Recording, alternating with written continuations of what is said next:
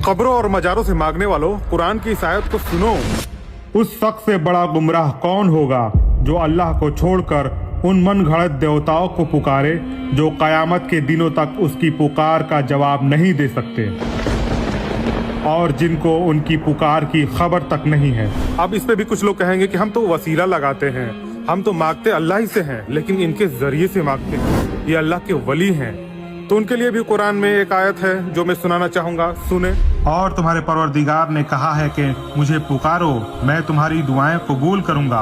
बेशक जो लोग तकब्बुर के बिना पर मेरी इबादत से मुंह मोड़ते हैं वो जलील होकर जहन्नम में दाखिल होंगे।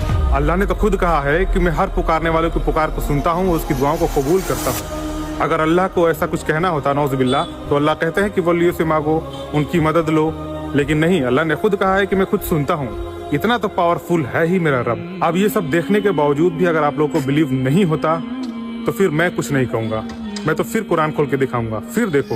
हकीकत यह है कि आंखें अंधी नहीं होती बल्कि वो दिल अंधे हो जाते हैं जो सीनों के अंदर है। तो आप लोगों ने देख लिया, आंखें अंधी नहीं है आप लोगों की, आपकी जो सीने में दिल है वो अंधी हो चुकी है। तो कुरान को पढ़ो, किसी पे बिलीव मत करो, किसी बाबाओं झाबाओं पे इस पे बिलीव नहीं करने की जरूरत नहीं है।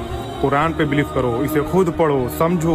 नहीं समझ में आ रहा है तो अरबी सीखो, अरबी भी नहीं समझ में आ रहा है तो ठीक है, रोमन में पढ़ो। ऐसा कुरान शरीफ लेने के लिए बायो में मेरा लिंक है, वहाँ पे जाइए और कुरान ऑर्डर कीजिए। जज़ाकल्लाहु खैरा।